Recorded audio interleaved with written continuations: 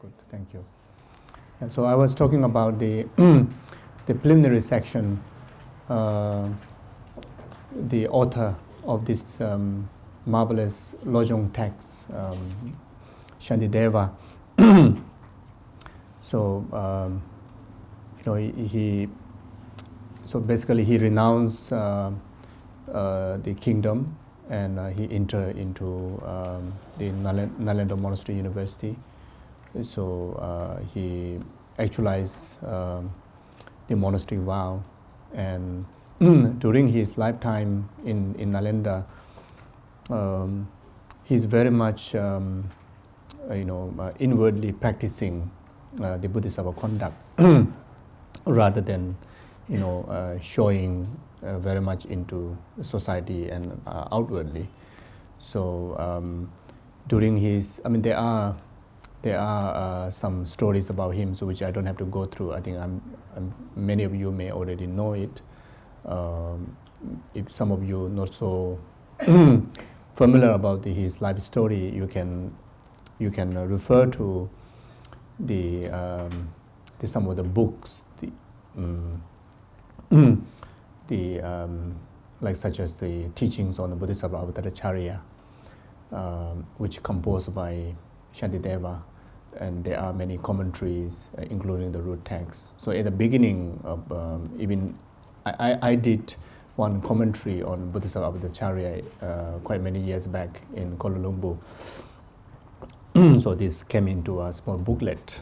The title is still the Bodhisattva Avataracharya, Bodhisattva's Way of Life. So in the beginning, I talked a little bit about the life story of Shantideva. So you can look into the blog at tenzinzopa.com, or you can log into FPMT-LDC Malaysia. So the booklet is inside there. So you can download the PDF file, and you can read through the brief commentary on the entire Bodhisattva Avataracharya. So Shantideva's, there's no particular kind of text that you can find talking about the extensive life story of Shantideva, beside appearing, brief life story about him at the beginning of, most of those commentary texts. In short, past 1,600 over years, he been extensively benefiting, numberless sentient beings, in particularly in the human world, in particularly those who inspire to engage in the Nalanda tradition, the authentic tradition that came from India after Shakyamuni Buddha passed away about 2,600 years ago. So, all the teaching was very much authentically preserved by the varieties of scholars, which is specifically, the scholar into different teachings of the Buddha, and among all, there are 17 different pandits who is, responsible for the great preservation of the complete Buddha Dharma, both Sutra and Tantra. So, among them, one of them is the Shantideva. And Shantideva's, during his stay in Nalanda University, he have composed 3 different major texts. One is the Compendium of Mind Training and Compendium of the Sutra. So both texts, not so kind of the wording not so extensive, but then again of course the content it contains the entire the aspect of the Bodhisattva conduct. And thirdly, he composed this Bodhisattva Avataracharya, which is even wordingly quite extensive, and there are 10 chapters, and the subject that what we're going to discuss is within that 10 chapter, the number 6, the 6th chapter, which is chapter on patience. discussing about the faults and disadvantage of negative emotion like anger, and appreciating and illustrating the advantage of practice of patience, and which is very relevant. Of course, entire teaching on Bodhisattva Charya is been relevant up to today, since the day that Shantideva was composed. Hundreds and hundreds of Mahasiddhas from great Mahasiddhas from India, from Tibet, by relying on this teaching, by cultivating these practices and living a life in the Bodhisattva conduct accordingly with the Bodhisattva Charya, the teaching of Shantideva, have actualized full enlightenment. And the it's kind of like a GPS that which has the 100% accurate rated.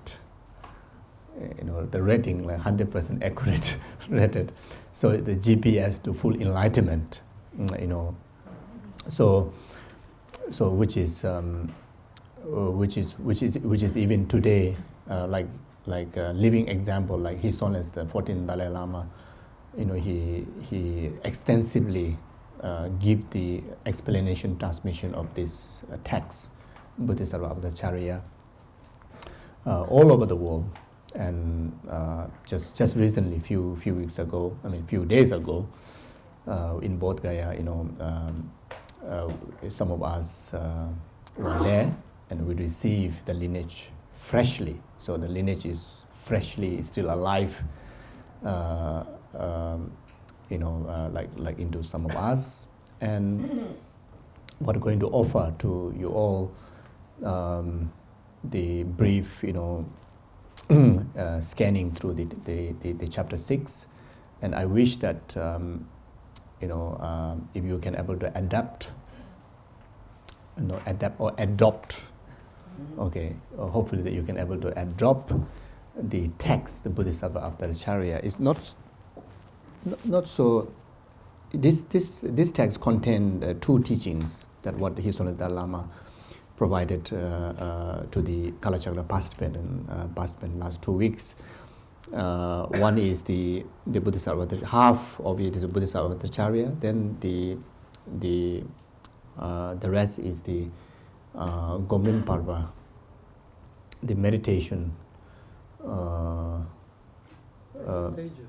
Stages to the meditation. Stages, yeah, middle stages of meditation. So, in fact, the whatever teaching that taught in Bodhisattva Charya, if individual want to bring into a meditation guideline, then can use this text for that. So one is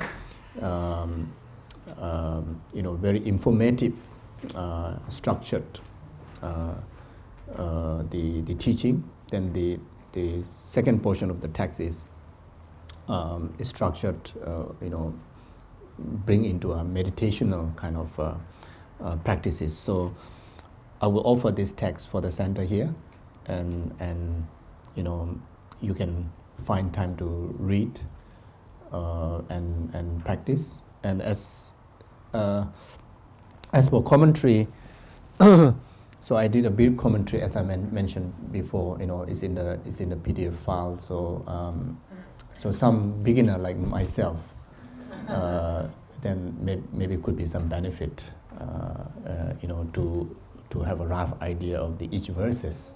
I try not to go word by word explanation, but try to summarize the meaning, but then illustrate a slightly lighter kind of like wording so that easier to understand. So, yeah, so that's my wish. And in Mahayanic Buddhism, as a learner or as a practitioner, there are two major texts that which could be so beneficial to always accompany with us. One text is Bodhisattva Charya, and another text is the gradual path to enlightenment called Lamrim. So Lamrim and Bodhisattva Charya play like the two wings for the bird to fly.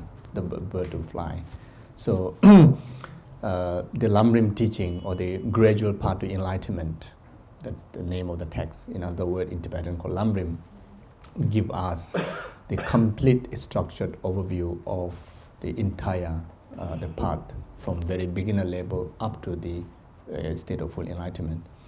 And the Bodhisattva Acharya is the kind of the essence, practical day-to-day practice of the Lamrim.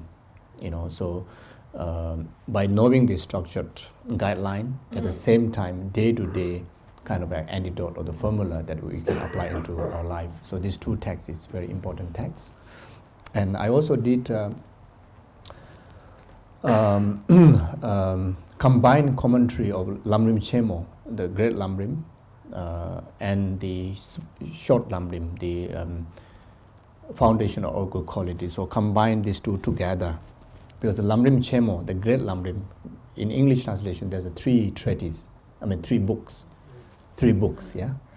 So it's quite extensive, and in particularly the last chapter, which is on wisdom, can be quite challenging, especially if you don't have some philosophical background or learning in Buddhist philosophy, then it can be quite challenging.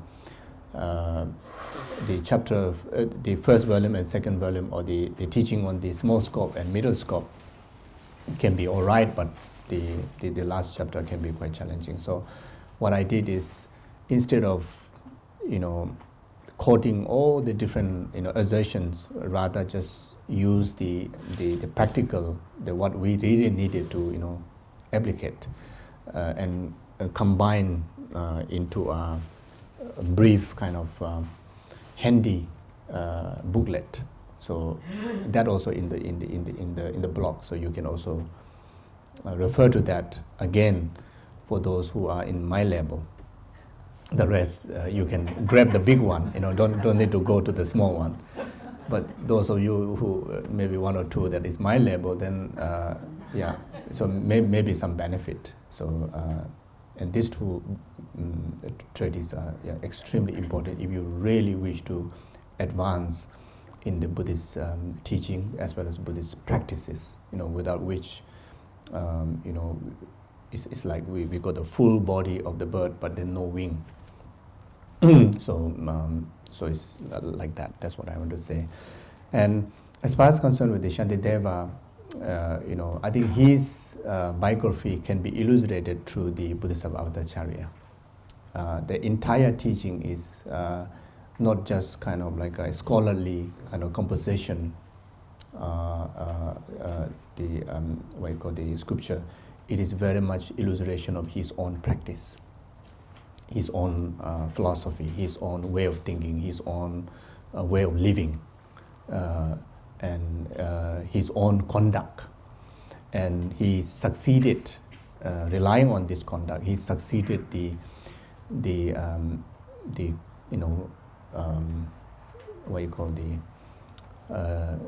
actualizing realization in the stages of the path to enlightenment. And there's no doubt that he's fully enlightened way before now, and all because of living a life according with this his teaching, that what is written in Bodhisattva Acharya. So for us to learn this is not just for kind of information. For us to go through this text is for us to apply in our day-to-day life, and the advice or the teachings are it can be so beneficial, if you take as a daily supplement. And the Bodhisattva Acharya, the teaching, it can be like the supplement that which help us to gain the immune system for better health, for better mental health. And this teaching also can be exactly like the doctor that who going to diagnose the problem in us.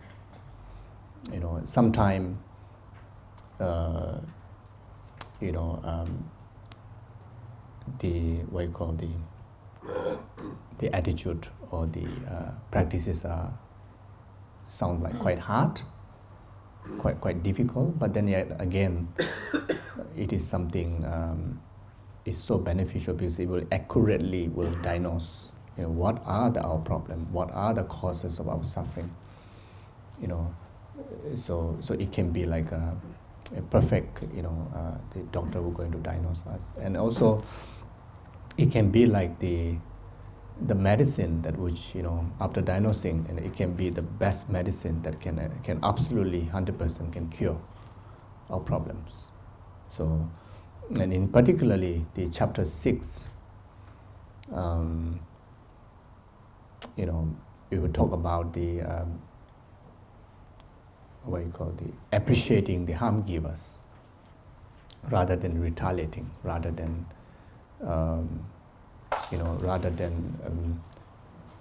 seeing negatively about it, rather transforming all those negative experiences, including the harm that receive from the enemies or harm that receive from negative consequences or negative experiences in life, transforming into a path.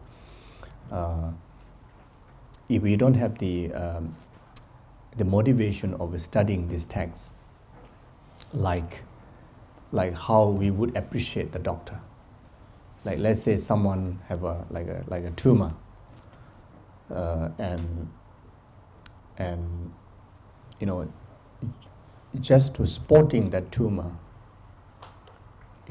for the patient to hear is very unpleasant. But it's so beneficial to spot it if there is a tumor. And if there is such a tumor, it must rid of it. Otherwise, it will gradually will eat you up and gradually will destroy you. But then to rid of it, is such an unpleasant way to deal with it. Like including going through operation is such a painful experience, such uneasy experience. When you think about it, it's something that never should have to go through. But if there is such a problem, such a tumor, then it is still most beneficial to read of it. And the benefit of reading of it, is immense of benefit, such as better health, long life, etc., etc., etc. So again, the teaching, in particularly chapter 6, is it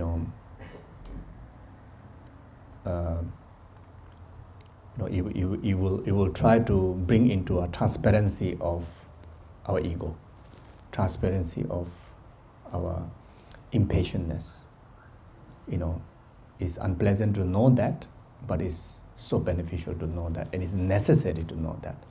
And it is necessary and it is urgency to be treated as soon as possible, even though the process can be so unpleasant. You see, then this teaching can be like the supplement after the operation, after spotting it, then to gain the immune system. The Bodhisattva of the Charya is like the supplement to regain the strength. Then once you regain, then it's not like, the example is like ordinary, like doctor and patient, but in this case, ever regain and ever succeed the perfectionness of the healthy state of our mind up to the altruism and the Buddhahood. So this is not flowery word, but if you really have a patience to do so, and there's a definite result there. So even when we talk about patience is not just about patient to towards the enemy or towards the anger situation, but patient towards the joyous effort. Being patient towards the practice and be consistent and until stay put until you actualize the result. So even that is also one of the practice of the chapter of patience. You see, so. And this entire, the 10th chapter can summarize, if you wish to keep in your heart in day-to-day reminder and practices, is summarized in the 4-line Bodhicitta prayer. So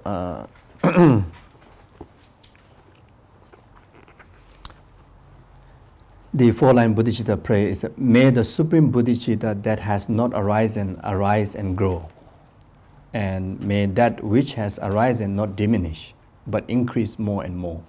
So entire 10 chapters is summarized into this this quotation, you see. So from the 10 chapter, first 3 chapters are very much about teaching us the characteristic of bodhicitta, the causes that to develop bodhicitta. Then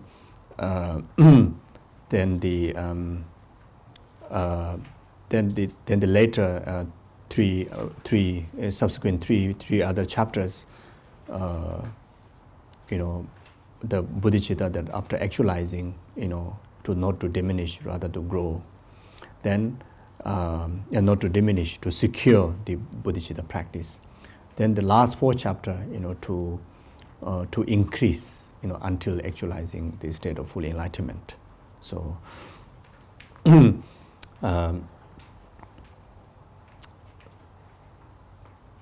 from the last 4 chapter, the chapter 9 is specifically talking about the teaching about the antidote, which directly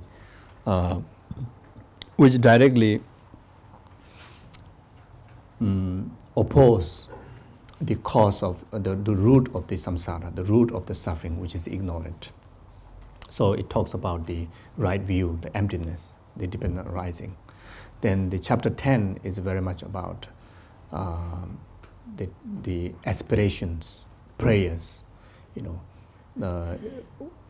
like even to us, how much we wanted to benefit others, but there are occasions, there are situations that is out of your control.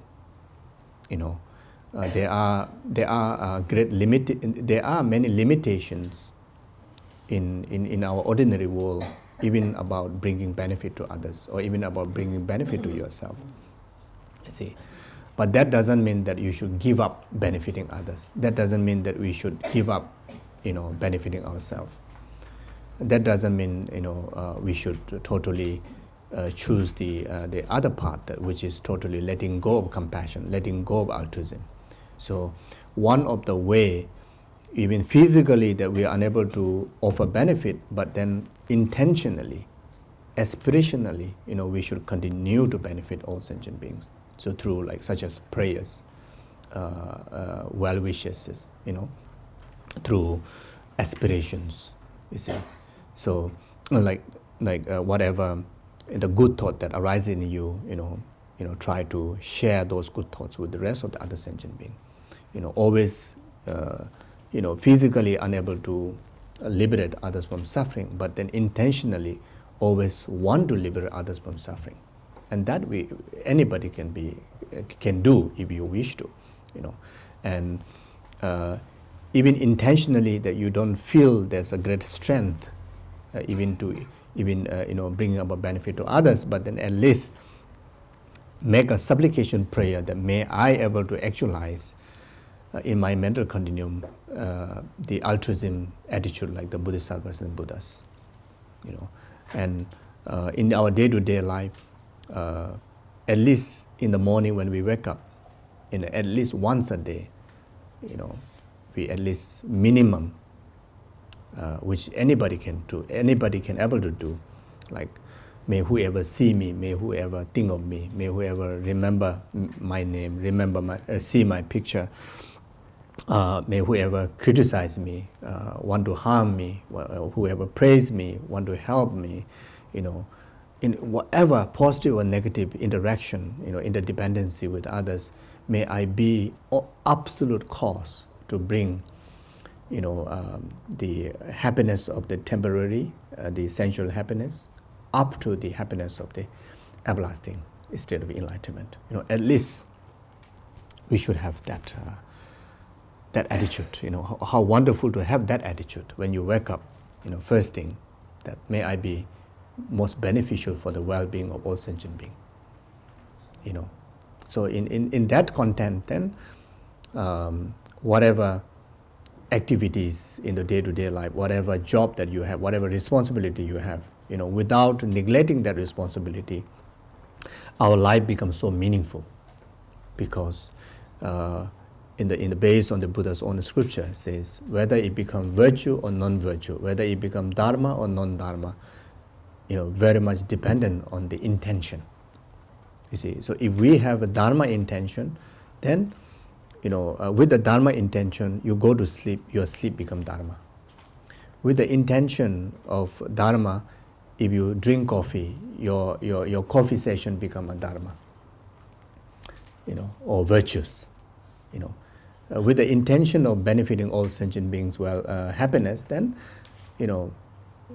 whole day being busy in the shopping mall, your life is so meaningful, you see. And with the virtuous intention of benefiting all sentient beings, like one attitude, like for the everlasting happiness state of Buddhahood for all sentient beings, may I actualize a full state of Buddhahood. For that purpose, then, may my shopping be cause for that.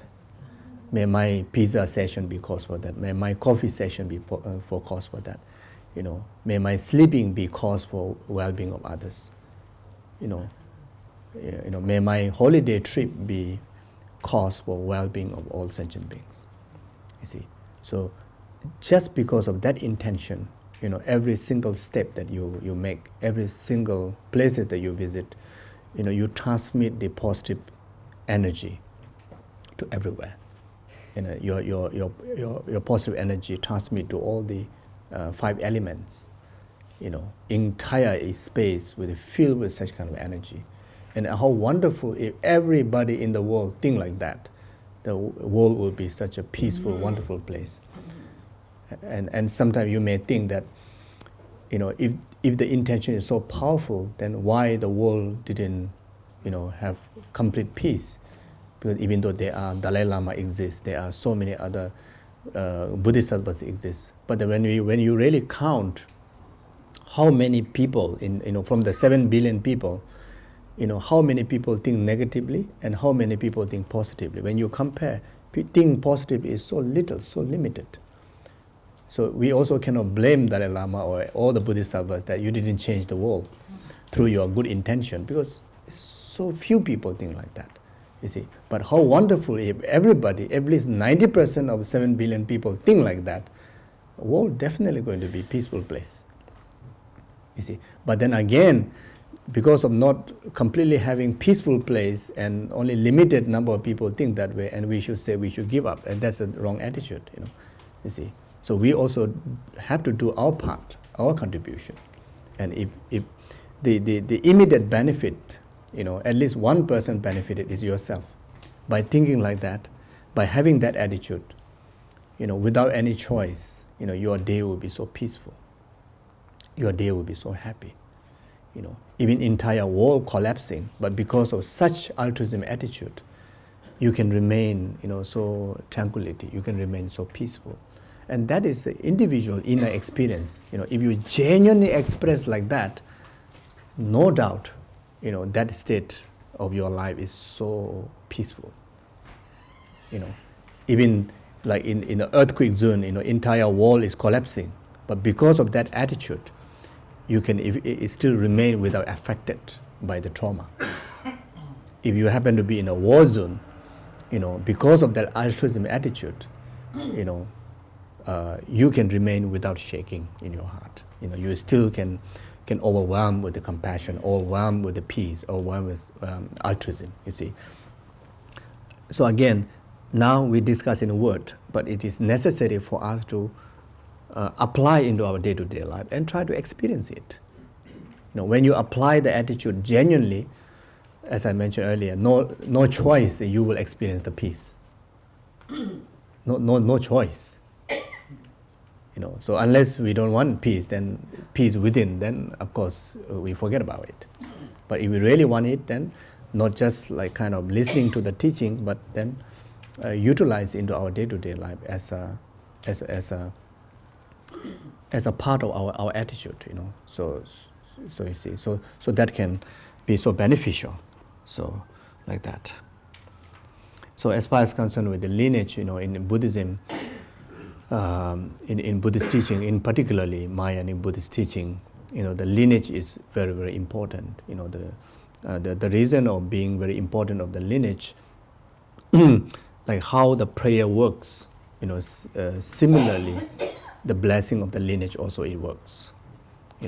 Even though our lineage gurus, physically may not be remaining with us, but then, during the discourse, the person who offered the discourse have the proper lineage, unbroken lineage, all the way up to the enlightened beings like Buddhas, then you may not receive any benefit from me. You may not maybe even understand what I'm talking about because of my poor English and my poor explanation. Maybe totally confuse entire session, because of I confuse you. Not because of you don't have the ability to understand, but I confuse you. But then because of having the proper lineage, the blessing that which transmit from Buddha to my gurus and to you, there's no doubt that you will receive that blessing. And that blessing may not be intellectual kind of like extra knowledge in your brain, but there's some changes could happen in your heart. Some positive changes, some positive kind of like evolution, matter of time, can be very soon. It's like things happens. And that is the ability of the lineage, ability of the blessing. So so in the Buddhist tradition, in particularly it's Tibetan Buddhist tradition, we put extra effort to make sure that we rely to our teachers that do have a proper lineage. Then through the effort of discourse, then bring about the immediate changes of transformation in your heart, the revolution from the old habit to the new habit of virtues. Then from there, naturally, there's genuine inborn of the inspirations that arises in your heart, and that inspiration become the tool to actualize more knowledge, more practice, more habituation in the practices. Then gradual, actualizing of the realization in the path. Then the actualizing of the enlightenment, that could happen. So like that. So as far as concerned this lineage, I receive many times from His Holiness Dalai Lama. As I mentioned earlier, freshly in Bodh Gaya we have this transmission, and all of us know that His Holiness Dalai Lama is like living, even from the ordinary point of view, is an amazing, compassionate person, and a person of non-violence, even though he himself went through immense of hardship, losing his own country, remaining in exile as a refugee. But then again, he became the source of peace and source of, religious harmony and source of, human aspiration all over the world. And that we cannot deny that he's not special. He offers great service to the world, and that, very much comes from their practice. And in particularly, in His Holiness' case, is, his life living in the moral conduct of the Bodhisattva attitude, and that is the key factor that he become a voice of peace, voice of harmony, all over the world. And you can see from his own personal, outlook and attitude, like is such a peaceful person, such a comfortable person, such a wonderful person. It's like very very charming in a very positive way. Whenever you relate to him, there's some sense of bliss arises in your heart. But some people, when you look at him, you feel angry. Some people you feel bliss in your heart. And the bliss is not just like girlfriend meeting boyfriend, but the bliss is like that bliss transforms into inspiration. Immediately, like trying best to practice like the way that he practiced. which is the Bodhisattva conduct. You see, so so no doubt that you will have a strong karmic connection, to him, through this discourse. If some of you haven't met him, some of you haven't received teaching from him, some of you,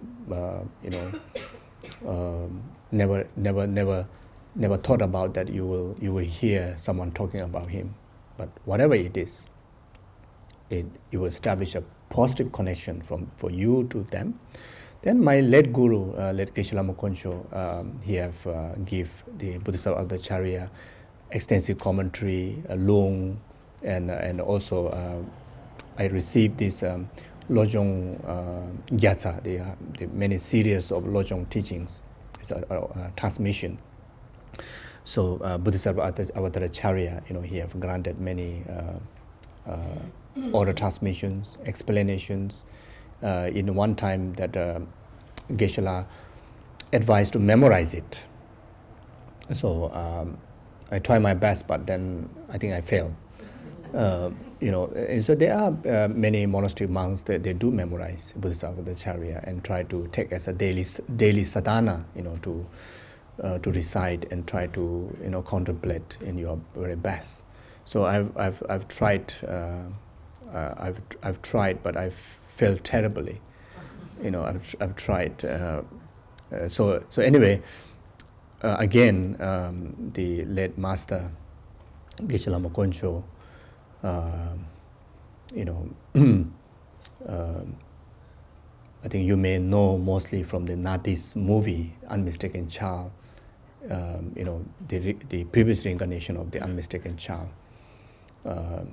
And I think Nadi haven't shown you many other things that which will truly amaze you, such as about the relics. Thousands and thousands of relics produced, and when you look into the sutra, why relics are produced, what are the causes of the relics. Even though we say it's a remain of the body, but it's not a remain of the blood, bone, or tissues. It is absolutely kind of like a self-arise phenomena, that which is production of practice in emptiness, practice in bodhicitta, practice in morality, practice in Bodhisattva conduct. You see, and then again, more than that, like Unmistaken Child movie, very much focus on the reincarnation, and there are amazing stories of his own life. The yogi that who dedicated his life into absolute most extent level of strict practices, like the Milarepa, 1,000 years ago, the Tibet's great yogi called Milarepa. Many of you have heard, how he practiced, and from many centuries, we hardly see such kind of dedicated meditators, and Geshe Lama Koncho is a master of our time, like you in our time, and someone that who really proved to us that if we want, we can do it.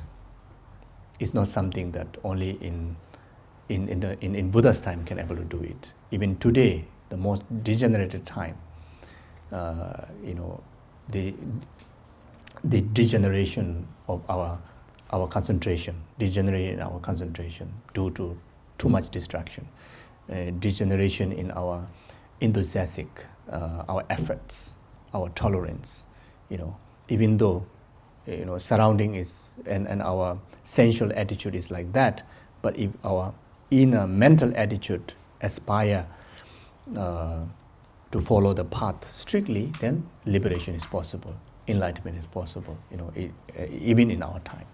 You see, so again, for you all, you will definitely receive their prayers and benefit of the lineage. Then such like a living Bodhisattva like Lama Zopa Rinpoche, who is the guru of the Shantideva center here, and the Shantideva Center exists with the blessing, with the aspiration of Lama Zopa, and with the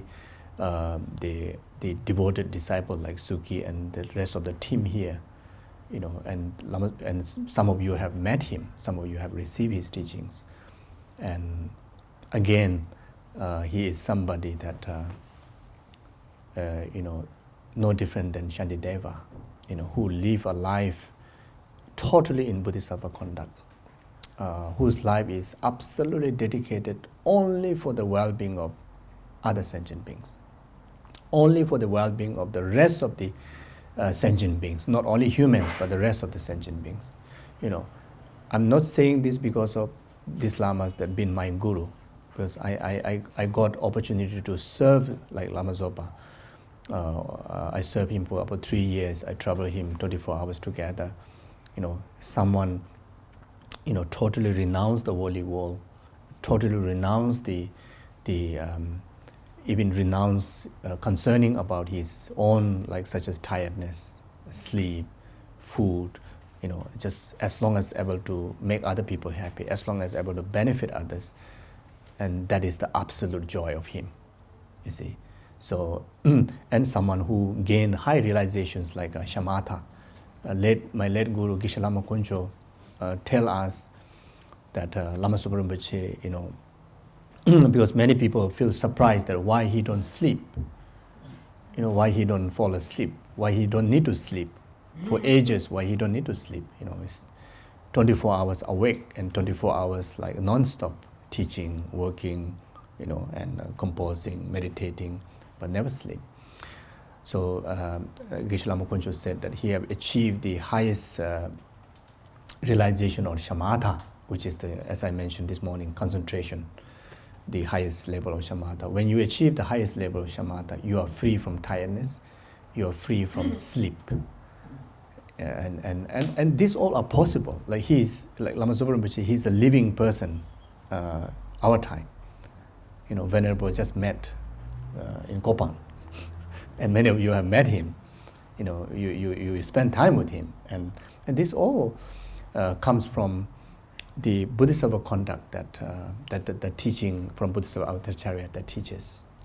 If you're able to live accordingly, you will become like that. You see. Like late Lama Kuncho, for 10 over years, he didn't consume any solid foods. So there are practices that called chulen, extracting nutrition from substance like a pill, or substance like a flower, substance like a stone, substance like a water and air. So in Geshe Lama Kuncho, he used the air, just by breathing air in, he extract entire nutrition that his body needs, and without having any solid foods, can live over 10 over years with perfect health, living, and these are not like kind of magic or miracle, this comes from through practice. And again, the basis of all this success of practice again comes from concentration, morality, patience. Then, of course, using your ability of wisdom, you see. And most of all, accumulation of merit. And the merit comes from, living a life of your body, speech, and mind into the virtuous conduct. And the highest virtuous conduct is the Bodhisattva conduct. Living in totality in compassion, totality in altruism, So, so these are the masters that who elucidated the effect of the practices. And again, these masters elucidating us the Dharma, in particularly like Buddhist teaching, the Dharma is nothing to do with the physical level. Dharma is only thing to do with our mental attitude, If Dharma is a material level or external level, then Dharma has a limitation. But when you interpret the Dharma is internal, mental level, mental development, actualizing all the potential of, limitless potential of the mind, then Dharma makes sense. And that's what these masters prove, that when you develop your mind using the tool of the Bodhisattva conduct, the teachings that teaches from the Bodhisattva Charya and all the other teachings, your mind can develop limitlessly. You can achieve, you can overcome the entire delusion, and you can able to remain totality in the joy and the happiness and the peace, including in the actualized omniscience, the state of Buddhahood.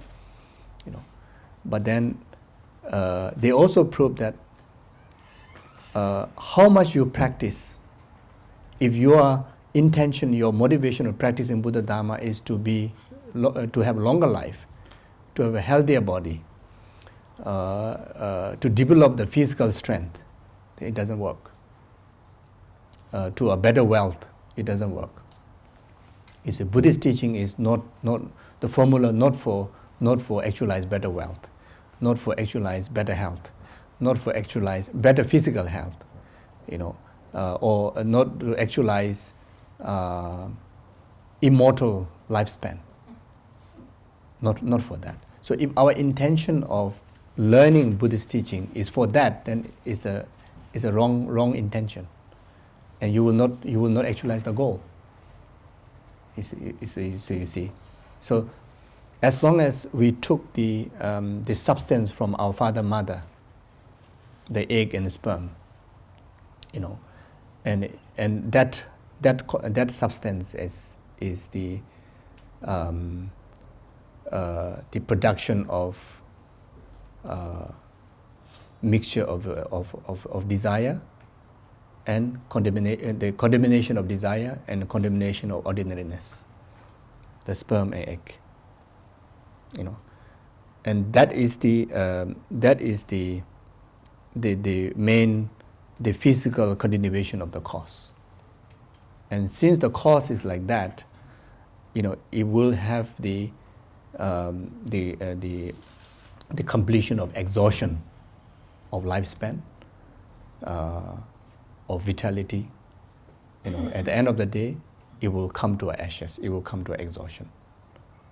So even how much you put effort using Dharma formulas, like spiritual formulas, to prolong your life, we won't live thousands of years. The maximum in our lifetime is maybe about 100, maybe 100. Dalai Lama just said 113 years old, or maybe he may live 113 years, but he says he's definitely going to live until 100 years. And if all of us also able to live until 113 years, that's wonderful, isn't it? A maximum 100 years, that would be fantastic. But then even you invoke Buddha here, invoke Jesus here, or Allah, or anybody, nobody can make us to live longer than 150 years, I think, for sure. All of us will be gone, you see. But then the continuation of our mental attitude will be followed limitlessly. And even we don't believe next reincarnation, even this lifetime, even within one day, you can see your mind can, your mind can develop, your mind can develop. Now I don't know the word. I don't know. It's like overwhelmingly, restlessly, either negative or positive. Once you want to develop it, it just like endlessly, it just increases the ability of that attitude. Like such as like attachment. If you want to develop the attachment, if you want to make your attachment to stronger, it has a limitless exaggeration of the attachment to apprehend to the object of attachment. Similarly, if you want to develop a positive attitude like compassion, there's a limitless, progress of that attitude in our mental continuum. You see, so the mind has that quality, limitless qualities. So Buddhism is all about developing the inner attitude. So by developing the inner attitude, of course there are certain, level of effect to our physical level. But but it's not like a limitless effect or prolong, like having an immortal lifetime. Because of having peaceful mental attitude, it will help us to have a better health. Because of having, positive attitude, that definitely affect our aggregates to be more functionable, more harmonious, like such as 4 elements. You see. So like that. So then there are many other lamas, from whom they receive such a lineage. So therefore, that no doubt that there will be some benefits in individual that who comes here through the lineage blessings. But then that shouldn't be the full stop. That shouldn't be satisfied, even though I talk about containment. But this is something that the more that you develop, more that you explore, it benefits more, to bring immense of advantages in your spiritual growth. So not only from the discourse, but then you can able to read more and try to find way to receive such a teaching more and more, and at the same time, even a one sentence that you can apply into one's day-to-day life, it could be most beneficial. So this is the brief information about the lineage. And so better, before spending too much time here, I will go through the text.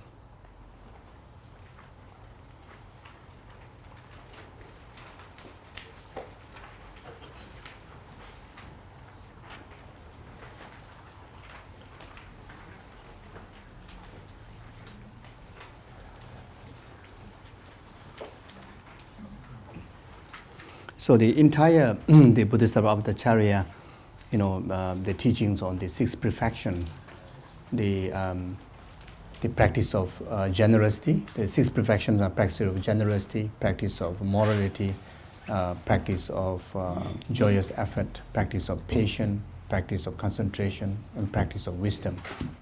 So the 6 paramitas or 6 perfection is the key tool to develop great compassion, key tool to develop altruism, bodhicitta. The 6 perfections are the key tool to sustain. If you have already developed great compassion, if you already developed altruism, these six practices are the key tool to sustain the realization of the great compassion and altruism. And these 6 perfections are also the key tool to bring the benefit of actualizing the realization in the Bodhisattva path. After succeeding the practice of altruism, and when you become Buddha, the whole purpose of becoming Buddha is to bring absolute benefit to the sentient being. So the tool to bring benefit to sentient being, again from these 6 paramitas, 6 tools. So 6 perfection or 6 paramitas are the key knowledge that we need to have in our mind. And the 6 paramitas can be, in order to develop great compassion, in order to develop bodhicitta, in order to become Buddha, the 6 paramita can be applied. If you're a housewife, can be applied in the while being a housewife, whatever activities that you need to do at home, can be immersed into the practice of 6 paramitas. If you are a businessman, then all your business activities, can emerge into the 6 paramitas. If you are a babysitter, then the 6 paramitas can be emerged into your babysitting practices. If you are a Dharma teacher, then all your generosity of Dharma, the activities of benefiting others through Dharma, can emerge into 6 paramitas. If you are a student, all your activities to be most meaningful as a contact of Bodhisattva, or eventually to develop bodhicitta or become Buddha, then the 6 paramitas could be the guideline. You see, so such as a babysitter, like you want to take care of one little baby, the whatever effort, physical effort, the energy effort, whatever effort that you have to provide to the baby, little baby, could be a generosity, and then again, do that with the mind of compassion, the attitude. Even though compassion is not developed in your mind as a realization, but intentionally, your intention has to be the compassion or the altruism of taking care of little baby through the conduct of the 6 paramita. You see, so then while taking care of the baby, it should be absolute for the benefit of the baby. It totally free from the self-centered, the self-centered attitude, and with the care, with the totally care. So it's like kind of moral conduct. Then, when you want to take care of the little, let's say 1-year-old baby, you cannot feed chili, you cannot put the pizza whole thing in his mouth. He may choke. So then, put a concentration. Be very mindful, being mindful of what is good for this baby. What kind of food, what kind of clothes, what kind of the weather, etc. Everything being concerned for the well-being of this baby. His mind being mindfulness, and that is the concentration. And then, and always have the right attitude, right view. The purpose of taking care of this baby is for me to, accumulate merit to actualize Buddhahood, in order for me to bring every single sentient being, including this baby, in the state of enlightenment. Then it's the right view, And on top of that, if possible, seeing, totally the mind of the detachment, seeing the nature of the baby, yourself, including the state of the enlightenment, including the activities that you are taking care of the baby, is lack of inherent existence, emptiness view. Then, in order to do that, you need a lot of effort, just to have this different parameter in your mental continuum to emerge in your activities into this 6 parameter. You need a lot of effort, and this effort has to come with understanding the advantage, the joyous effort. This is the effort, the parameter of joyous effort. So you see, so entire 6 parameter can be actualized even just being a babysitter. So if we are able to do that, then we are practicing Bodhisattva conduct while being babysitter. And similarly, you can apply in any form of the lifestyle that you may have. So if we know how to practice Bodhisattva conduct or Dharma, you can practice in anywhere. But if we don't know how to practice, then Dharma is something very difficult. And Dharma is something which is very complicated. And Dharma is something look very separate from our way of life. So Buddhism is way of life. And in order to become way of life, you need to immerse it. You need to immerse the Buddhist teaching idea into your day-to-day life, you see, with the right intention. Then Buddhism becomes way of life. And it is practical. It is relevant. That's why we say Buddhism is also a science. It's not kind of like talking about supernatural, talking about just a superstitious thing. It is something that proven in our day-to-day life. If you apply this Bodhisattva conduct in our day-to-day life, you will see the effect into your own system. You see, it's not just merely word, merely belief. Let's say compassion. You develop compassion. See how much peace that you will achieve it. You will be shocked that just by generating compassion for 1 second, and the result is like a peace for 1 hour. Wow.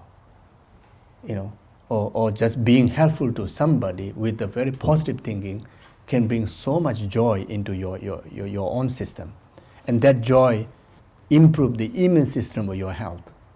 And if you want to go to check in the doctor say, oh, your immune system increased so much, what you did? You say, oh, I generate compassion. So it's scientifically, and today's time, I heard that many scientists actually, they, not many, but there's some scientists, they really analyze the Buddhist meditation, how much that affect to their immune system, the physical immune system. And those who live a calm, peaceful, compassionate mind, the immune system increases tremendously compared to someone who live in the stress, live in negative thinking, live in, what you call the, pessimistic, negative about life, and instead of increasing the immune system, actually that decreases the immune system. And this is scientific proven. And so Buddhist practices, it has to bring about the innate, your mental level, as I mentioned earlier, it have to be transformational process in our mental continuum. And the benefit physically, mentally, you can experience it. And even you bring a mission to check, you can see it. So due to that, Buddhism is a scientific. And it is a philosophical, It's not just a religious or whatever. It's a very philosophical, It can be, if you want to debate, every single word that the Buddha teaches, or even this, the Bodhisattva Avatarja teaches, when you debate, it has a reason, it can be reasonalized, can be proven with the reason. And Buddha himself said that all my advice, all my teachings, you cannot simply just believe in it. You must analyze it. You must examine it. Whatever I may say, whatever I say may be flowery, may be wonderful to hear, but it has to be effective to your own day-to-day emotion. It has to be a tool to transformational for your own life. If that is not suiting, if that's not happening, then they say you leave aside. You see. So Buddha didn't say that whatever I say is a fact, is a real thing, and you must accept it. You see. So again, from that point of view, Buddhist teaching can be very relevant to the smart people like you people. You have a lot of intellectual knowledge, high degree, university degrees, and especially I heard the Israelis are even far more smarter than many of the other people. The Israelis' brain is really, really good, I heard, very sharp. So the Buddhism actually suits very well. You can debate, you can argue, you can analyze, and Buddha is still happy. How much you debate with him, you try to prove him wrong. He will be more and more happy because you are analyzing it. And until at the end of the day, you will find all the reason through your debate, and that's perfect. That you can utilize for your guideline for your day-to-day life. You see, so Buddhism is because of following the Gautama Buddha, you can say it's a religious practice. Yeah, why not? But then it is a science, it is philosophy, and then what? Yeah, like that. Good enough. Yeah, don't talk too much.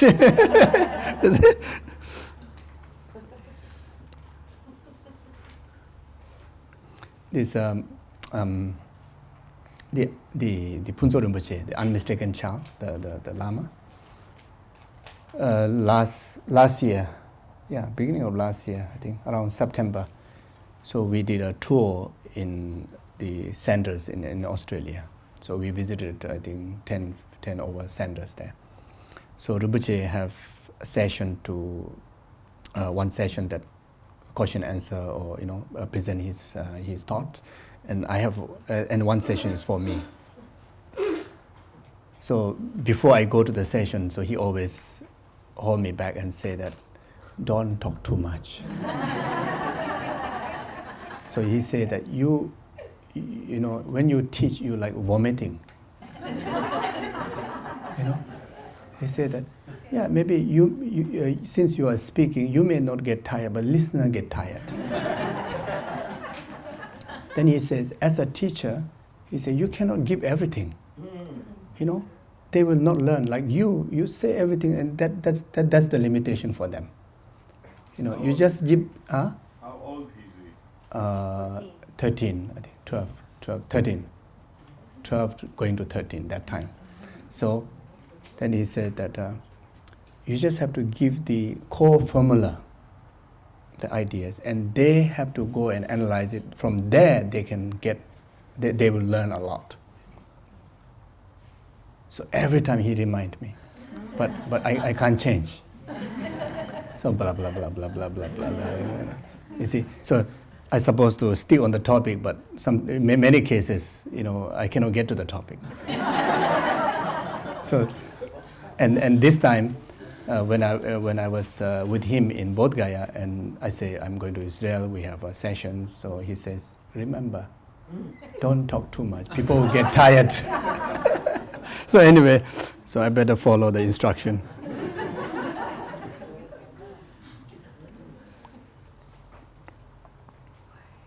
Okay, so the Patience chapter, verse 1.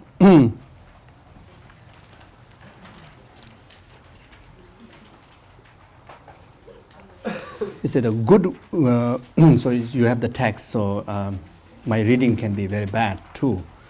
So he said, good works gather in the 1,000 ages, such as the deeds of generosity or offering to the blissful ones. A single flash of anger shattered them. See? So, huh? We have another text.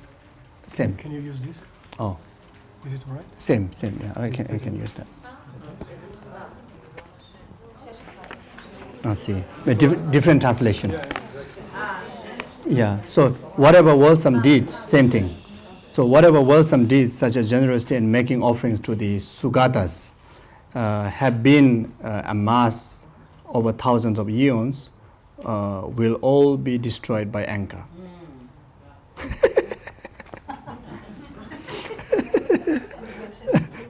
Okay, so yeah, so whatever wholesome deeds, wholesome is a virtuous deeds, or dharma deeds. So again here, wholesome and the dharma, the two different things.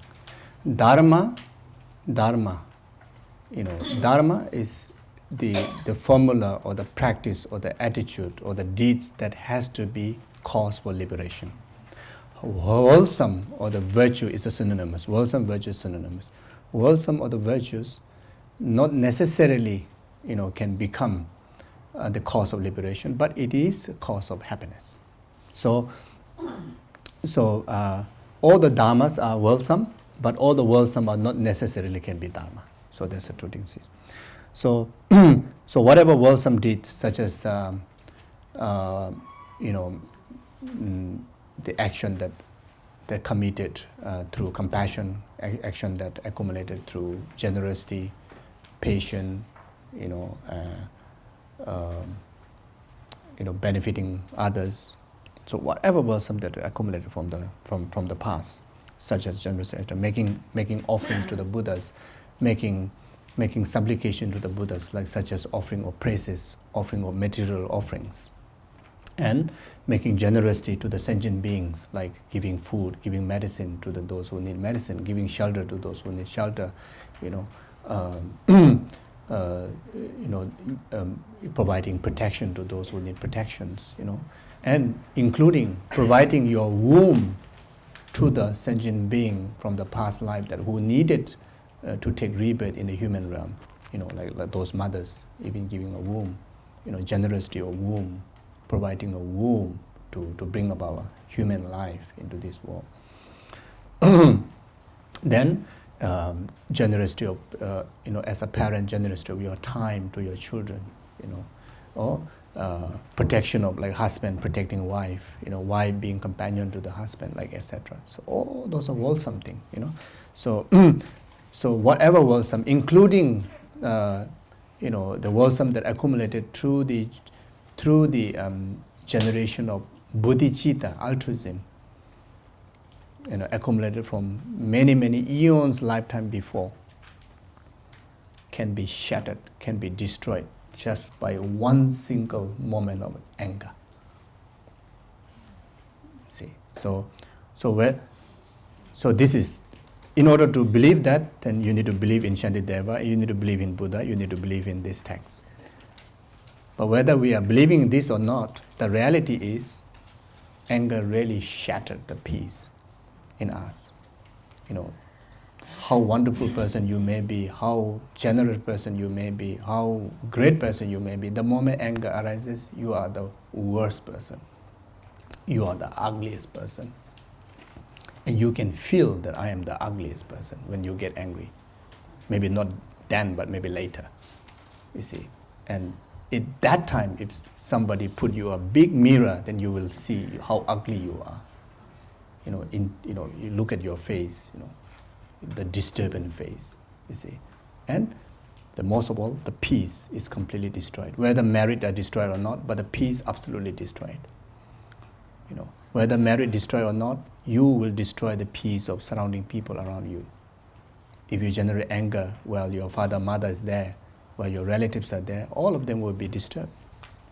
That is the reality, Or even you just get angry suddenly middle of the road and someone passing by, if you are angry, their peace of mind will be disturbed. Their mind will be disturbed just because of you get angry. So the anger, in fact, every single aspect is negative. And if we have a certain conviction of past and present life and merit good karma, then whatever it says here is definitely is true. Like for me, this is 100% true. And even we don't believe in that, but at least you can see anger only has the fall. But then again, in our ordinary world, sometimes we teach us to be strong by expressing anger. You see, if you don't express anger, sometimes society teach us that you don't look powerful. I heard there's a school in America. I don't know whether it's true or not. Especially teach you how to be aggressive and how to be like power by showing the ego and very vulgarly. I don't know how true. One of the students in Malaysia told me that there's a specific, if you want to be successful in life, powerful in life, it's good to go to that school. They will teach you how to be vulgar, how to be very kind of like a powerful look by expressing, being in always impatient, always like very tough, Is there really such a school? You heard? In Israel? No, not in Israel. So anyway, like there are people that who is using like anger as a tool to suppress others. And even in the bigger picture in the world, to show the power of your country, you show anger to others and retaliation to others. Even in our school life, sometimes the kid, in order to feel powerful, show anger to the other kids, and even the neighbors, it happened like that. But in actual fact, it really weakened the power of you as a human. It really weakened the actual ability of the true nature of who we are. So you see. So anyway, so anger, from every aspect, so anger only has the faults. So so this quotation, is something is can be so beneficial to memorize and keep in our heart. And whenever the anger about to arise, then if you trust Buddhas and Shantideva, then you just full stop there, because the anger will definitely destroy the immense of virtues that are accumulated in the past. By knowing the fact that all the happiness comes from virtues, by knowing the fact that all the happiness and prosperity and whatever, even a slight joy in samsara comes from the merits and virtues. And when we look at in our day-to-day situation, we hardly accumulate genuine merits, genuine virtues. Conventionally, we don't have much time. We really need to rush here, rush there, and need to, the attitude or the activities which is very much against wholesome deeds. There are many times in our day-to-day life, you see. And dedicated time to accumulate merit, like let's say going to the temple or going to the needy people there to offer service. But then again, when you compare the amount of time, is so little compared to those time that we spend in the negative environment or negative way of living. So since we don't have much opportunity and time to accumulate merit, but at least we need to be wise not to waste the merit that accumulated from beginningless lifetime. If we wish to continue to experience the joy and the happiness, if we wish to experience a higher rebirth in next lifetime, if you believe in next lifetime, then of course, who do not want to actualize higher rebirth in next lifetime? Nobody want to go to hell, nobody want to go to lower realm. But then the higher rebirths are production of the merit and wholesome actions, you see. And if we want us to prepare those preparation right now, we don't have much opportunity. The times are uncertain, death is certain, time of death is uncertain. So therefore, and it require a huge amount of causes of wholesome action to able to produce as a higher rebirth, as a precious human rebirth next lifetime. There's not much opportunity. So what we need to be sure about is looking at this very life situation, meeting Dharma, having a compassionate heart. All of us here, certain degree of compassion is definitely there. Certain degree of kindness is definitely there. Even though there is no genuine realization of altruism, bodhicitta, but we have a lot of aspiration towards altruism, every one of us, and especially you more. As I mentioned this morning, there's one young girl there who do a lot of helping to the needy people, going to very tough countries. It's definitely due to great compassion. Definitely due to altruism, inborn altruism, which not by maybe taught by people. It is like in the mental gene, and that is a result of a lot of merit, a lot of virtue from the past lifetime. If it's from this lifetime, then all the siblings have to be the same thing, but it's not happening, not necessary. Maybe only few people have that kind of attitude, you see. So therefore, no doubt that we have a lot of merit from the past, no doubt.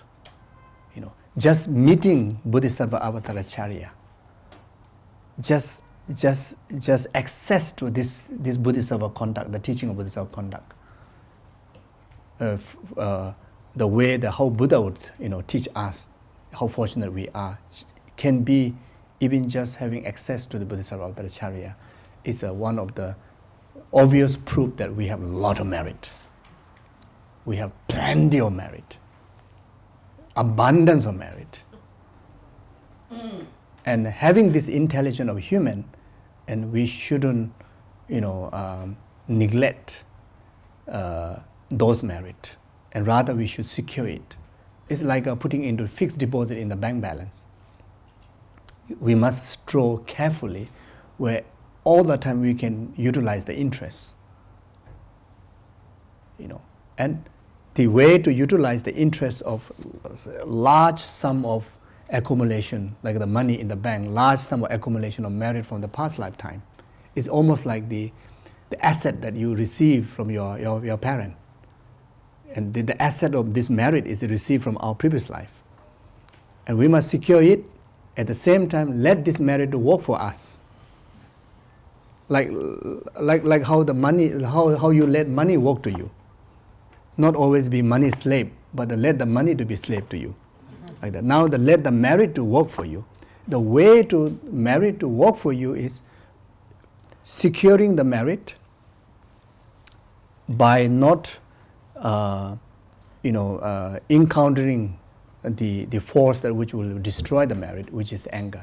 Not letting our mind to indulge in anger or arise in anger. At the same time, all the time appreciating the life by knowing that we have such a merit and dedicating that merit for the source of well-being of all the sentient beings. We call as dedicating in bodhicitta. And that is exactly like finding a good bank to receive the best return, good investment that will get the best return. Then on top of that, like in ordinary bank, that's not 100% secure, isn't it? The bank may collapse, isn't it? So we want the bank that's something that which never collapse. We'll enjoy the maximum until we reach to the maximum number. It's like then there is, in the teaching it says dedicate in emptiness. Dedicating in emptiness. Basically, we call it dedicating in true bodhicitta. So whatever merit that we have, secure it by not letting our mind to generate even a single moment of anger.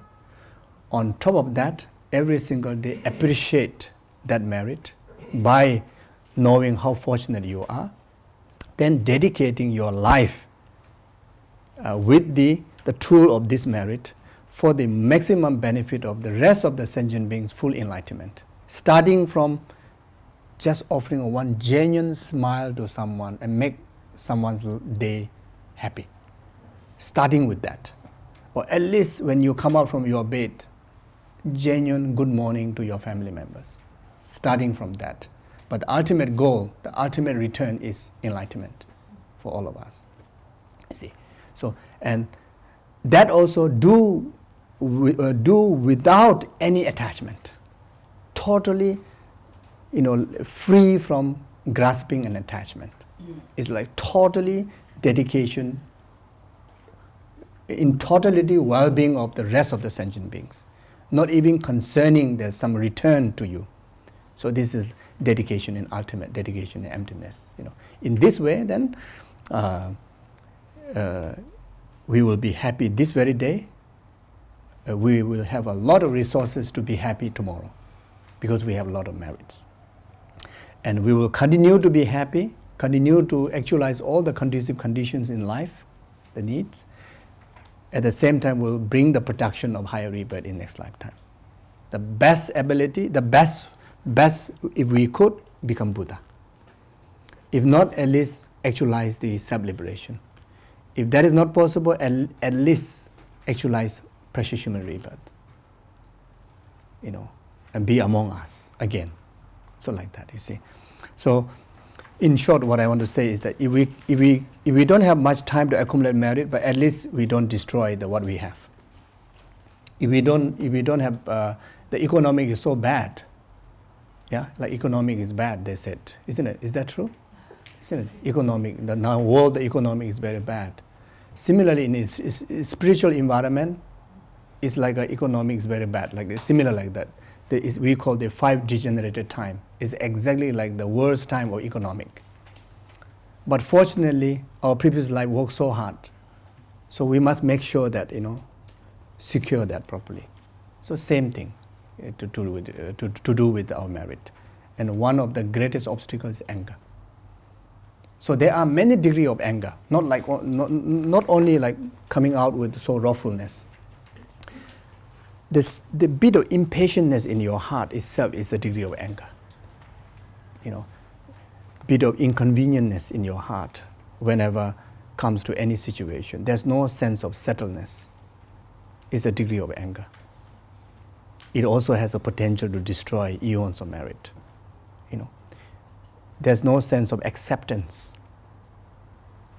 There's no sense of acceptance. And on top of that, because of no acceptance, there's a sense of retaliation to the situation. It's a degree of anger. That also has a potential of destroying eons of merit, even by having one moment. You see, so anger is not only like the bursting, the bursting attitude. That is maximum. It's like a fire, even a one small spark that can burn. And if that continue to remain there without diminishing it, it will burn entire forest or etc. Similarly, that particular small anger, if you let it express it, it bursts into a great deal.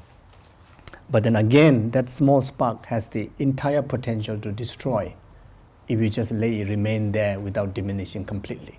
So similarly, in the anger level, even the inconvenientness in your heart, the unsettledness, that disturbing emotion is like a spark of like a fire. So we need to make sure that even that has to eliminate it, has to overcome it. You see,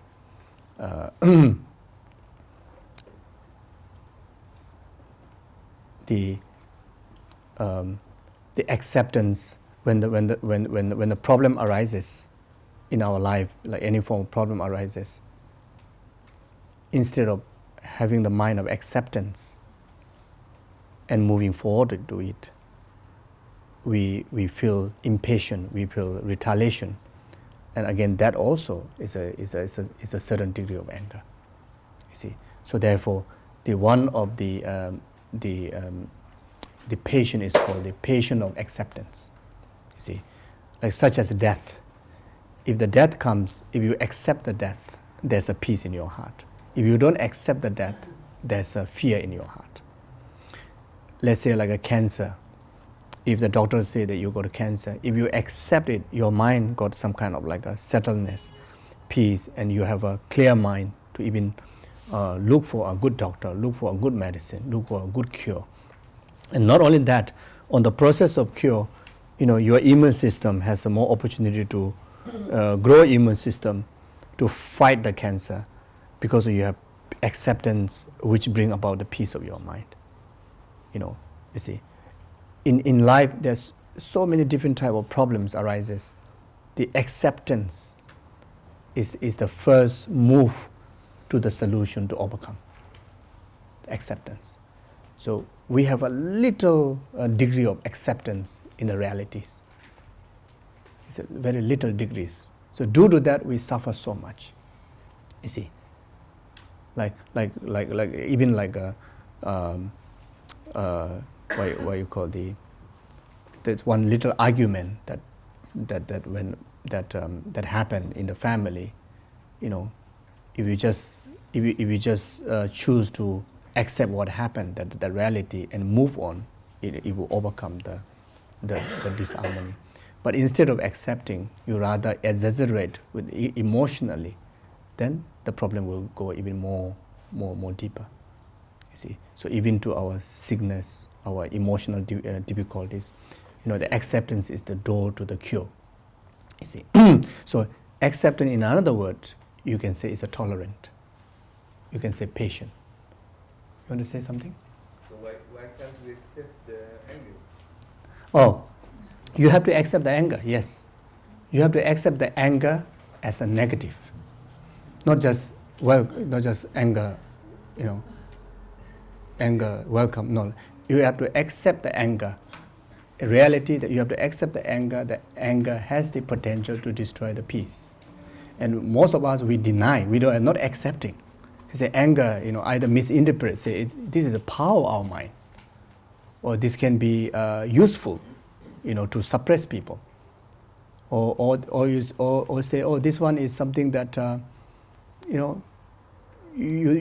sometimes we just simply ignore.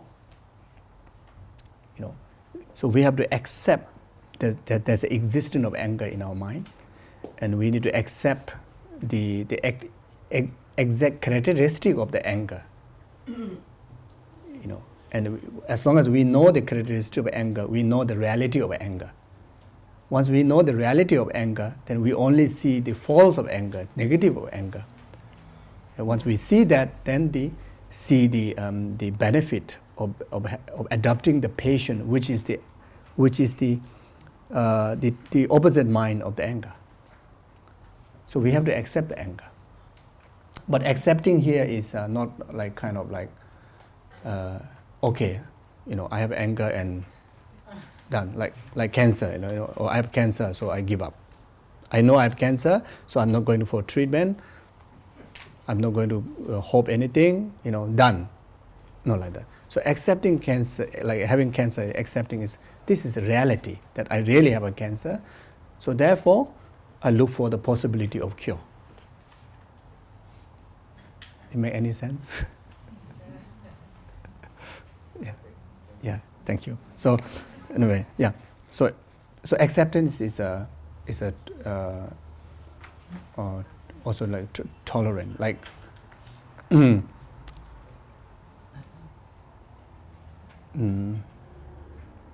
when there's no acceptance and it's the mind of retaliation in any negative experiences, including anger or including conflicts, is very much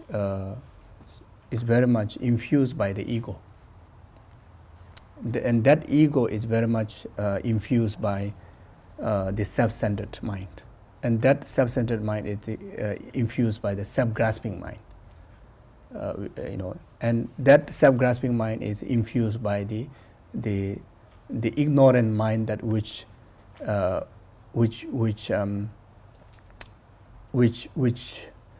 blind to see the actual reality,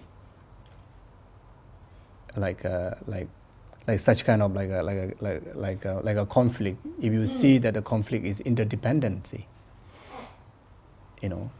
interdependency can be within this lifetime, or if you want to interpret more than that, then interdependency of karma. Like in Buddhist content, we say that if other person harming me, I would interpret that I must have harmed him before. That's why he's returning back the karma. But if you don't want to go into that detail, then we at least say that I must aggravated him. That's why he harmed me. At least that much. I must aggravated him. My behavior must went wrong somewhere.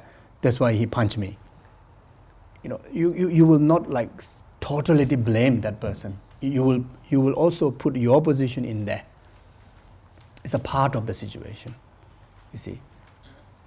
So the ignorant mind always interpret, saying that all the faults are yours, all the gains are mine.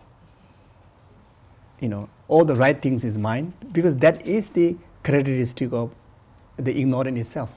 Because ignorant enjoy claiming that.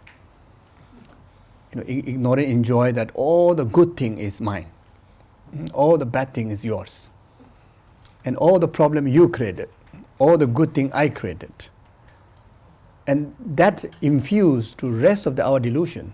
So it's almost like a very corrupted nation with a very, very ignorant, corrupted prime minister. So ignorant is exactly like in the center, like it's like a prime minister, and assign attachment as like home minister, like everything about me, attachment, everything had to be based on my own term. Then anger, appoint as a defense minister. Everything retaliate, everything blame other, and always find ways to destroy other in whatever manner, either through punching, either through vulgar word, or either through at least in the mind planning that, how I should harm. It's exactly like a defense minister. Then what? Then jealousy is like an education minister. My university is better than all other university. My student is better than all other university. If someone getting better, then you feel uneasy. So jealousy is like that. When you see something better in others, you feel uneasy. But when it's everything that you have to be the best, and you are so unhappy about all the goodness of others. You see, so even our education system is very, very much becoming like that. It's a business. It's not much about. Sorry. I think you have clairvoyance. Huh? I think you have clairvoyance. Oh no. You are This is the describing our experiences. Are you sure it's really like that? I hope not. Yeah. But I think that's something maybe like that. You see, and it's none of the school now focusing on value, very much focusing on the just intellectual. Maybe nowadays some changes are coming because there are a lot of good people who is voicing out, thanks for the free speech. But otherwise, things are really gotten so bad that everything is about here. Cannot go below here. If you go below here, you become weak. Below here, become compassion, loving kindness. If you become compassion, people think that you're weak. You know, you have to be here. You cannot go here emotionally. You have to go. You have to up to here like that. You see. So, and again, good university, you know, successful university is very much also determined by how much money you have. Just having intelligence is good, not good enough. You need a lot of money to go into good university. If you are very good in study, you don't have money, you are lost. You know, so like that. Anyway, so that's outer thing. You know, is a minor. The real problem is the internal system of individual level, like a jealousy, as I mentioned. Like you know, the attitude is so bad. The attitude is so awful. You know, why can't you just feel happy for someone's gain, someone's goodness? You know, why can't you rejoice? You know, you see. So again, yeah. So you see.